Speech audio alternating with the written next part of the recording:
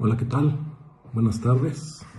Gracias al Museo Casa de Carranza del Instituto Nacional de Antropología e Historia por abrir de nueva cuenta este espacio en el que se habla y se reflexiona en torno a la diversidad lingüística del mundo y en particular a la de México y todas las relaciones que ésta tiene con la sociedad. Por lo general, lo que hacemos es dar algunos datos sobre un tema concreto y posteriormente proporcionamos información muy general, muy sencilla sobre alguna de las lenguas que se hablan en el país.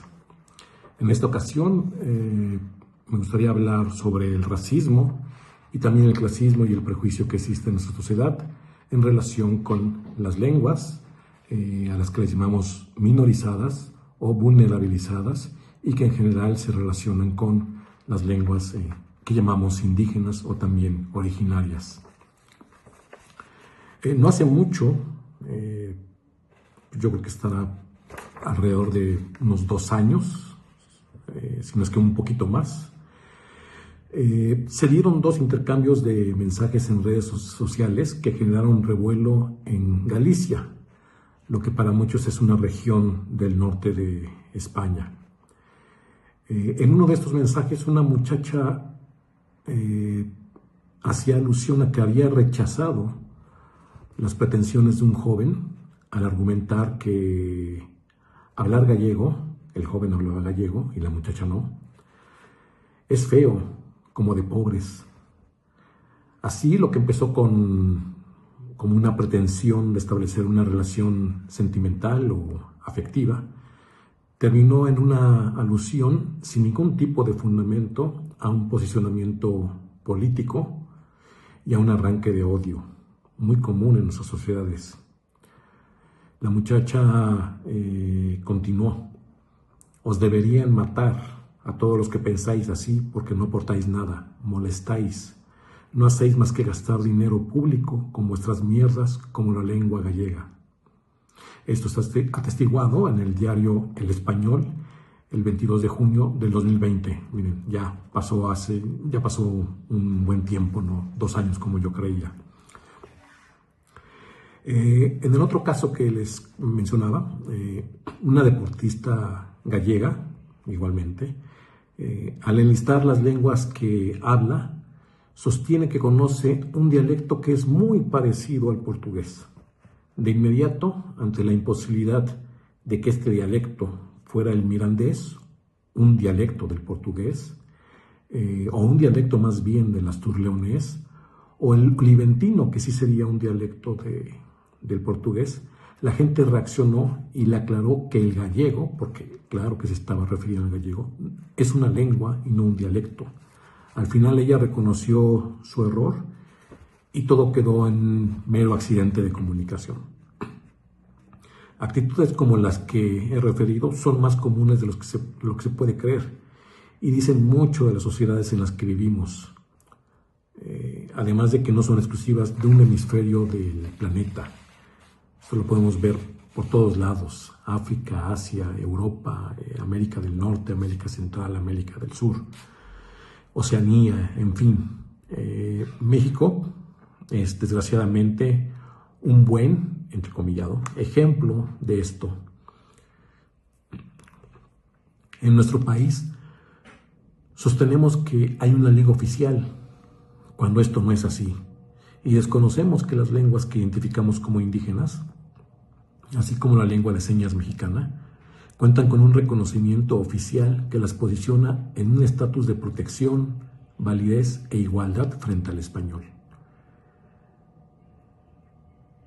Estas lenguas no son dialectos, tienen dialectos, como igual los tiene el español. No son lenguas sin gramática, como solemos pensar. No son comprensibles entre sí, porque desde el Estado se les ha agrupado en una misma categoría como la de indígena. Es decir, un rarámuri no entiende a un wixárika, al wixárika o a un wixáritari. No son incompletas por no escribirse, No son menos porque las asociamos equivocadamente con las condiciones de vida que tienen sus hablantes debido a un proceso social e histórico totalmente injusto de opresión, que tiene otra dinámica y otro origen.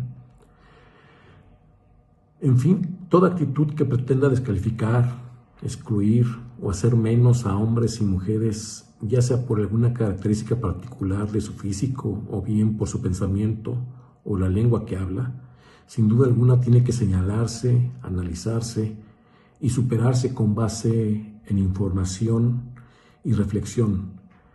Tenemos que pensar que la diversidad es la norma de la naturaleza y la humanidad. Siempre ha sido así y esperemos que siga así. Son abundantes en la historia las evidencias y referencias a las diferencias en formas de cuerpo, colores de piel, orientaciones sexuales e identidades, al igual que las relacionadas con las lenguas. Anteriormente, el remedio para enfrentar, vamos a entrecomillar esta palabra, la variedad era aprender la lengua del pueblo vecino y no denostarla, denigrarla, vilipendiarla. Hoy parece ser más eficiente justamente este tipo de actitudes, la denostación, la estandarización y la homogeneización de todo un espectro muy amplio. Ahora bien, después de plantear algunos puntos sobre este aspecto muy presente en nuestras sociedades, que es el racismo, el clasismo y el prejuicio vinculado con las lenguas, me gustaría dar información sobre una lengua que está a punto de desaparecer. Hay esfuerzos dentro de la comunidad por que esto no suceda. Aparentemente, son muchas las condiciones que están en contra de un mantenimiento de esta lengua, pero creo que los esfuerzos valen la pena hacerse y demostrar que es posible revertir cambios que aterrizan en las lenguas, pero que se deben a circunstancias sociales e históricas muy añejas. Y esta lengua es la que cabe en la denominación de Atok, en donde habría dos grandes variedades. ¿Sí? En realidad, no es tan común como se pensaría que las lenguas reciban un nombre exclusivo, que solo sirva para designar a la lengua. Más bien, por lo general, este nombre se otorga en relación con el territorio que ocupa una comunidad. Por tal razón, muchas veces es el mismo que el etnónimo, es decir, el nombre del pueblo. Considérese que no hay diferencia entre ser hablante de alemán y ser alemán, al menos en la traducción del español. En otros casos, lo que se conoce como el nombre de una lengua simplemente es la referencia a una posesión. Esto sucede justamente con el Katok, ¿sí? Donde Ka significa nuestra y Tok, lengua, o sea, nuestra lengua. Esto es bastante común, que la lengua se llame nuestra lengua.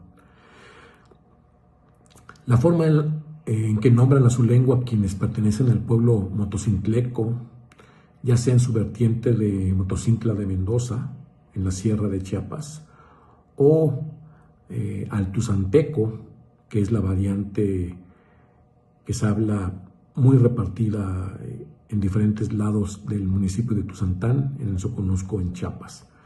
A esta lengua también se le conoce, dependiendo justamente del lugar de origen de sus hablantes, como Mocho, en el caso de ser de Motocintla, y Muchu, en el caso de ser de Tuzantán. Se trata de una lengua maya, ¿sí? Esto no hay que perderlo de vista, que es muy cercana a otras lenguas mayas que se hablan mayormente en Guatemala, aunque por diferentes circunstancias hay hablantes de estas lenguas en México, como pueden ser el Cajobal, el Acateco, el Poptí, el Jacalteco y el Tojolabal. Esta lengua, como comencé diciendo, está muy próxima a desaparecer. Tiene un muy bajo, muy reducido número de hablantes. Ya tiene mucho tiempo que no tiene transmisión intergeneracional. Y los hablantes más jóvenes están alrededor de los 60, 70 años. ¿Sí? Lo interesante, por decirlo de alguna manera, es que ya una lengua maya en la sierra desapareció, el chucumuzulteco. ¿Sí? Entonces, si no conocemos esta diversidad, si no la valoramos, si no la respetamos, si no la promovemos, puede ser muy seguro que en los próximos años, y no muchos años, tal vez 5 o 10, desaparezca la diversidad maya de la sierra de Chiapas. Ya desapareció, como ya referí, el chico musulteco, que se hablaba en chico muselo. Puede desaparecer el mochó de Motocintla de Mendoza. Puede desaparecer el mam de la sierra, que se habla en diferentes municipios de la sierra. Podría desaparecer el poptí o jacalteco, que se habla en los alrededores de Ciudad Cuauhtémoc, una ciudad fronteriza con Guatemala. Y podría desaparecer el tuzanteco, que se habla en el Soconusco, y también las variedades de mam que se hablan en el Soconusco. Entonces estamos hablando de que las lenguas mayas posiblemente puedan en poco tiempo estar perdiendo a varios de sus representantes. Y lo que es seguro es que 2 regiones de Chiapas estarían perdiendo su población, o más bien las lenguas originarias de su población. ¿Sí? Cabe referir que en el Soconusco ya se perdió el tapachulteco, una lengua mijezoquiana, y también ya desapareció el náhuatl de Huehuetán. ¿Sí? Entonces, Chiapas estaría perdiendo su diversidad, y a estas pérdidas, si es que se dan, se sumaría la que se dio hace ya un tiempo con el chiapaneco, que le da justamente nombre a la entidad, ¿sí? El chiapaneco como una lengua otomangue. Entonces, estos son los 2 temas que quería comentar con ustedes: el racismo, el clasismo y el prejuicio lingüístico presente en nuestras sociedades, y la información de una lengua que está a punto de perderse. Agradezco su atención, su interés. Ojalá puedan discutir entre sus amistades, familiares, estas situaciones. Ustedes mismos puedan reflexionar sobre estos 2 aspectos: la pérdida de la lengua y la discriminación, tanto por un lado como por el otro.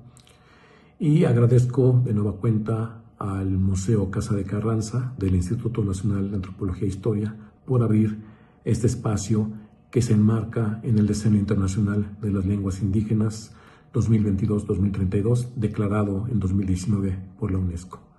Muchas gracias, buenas tardes.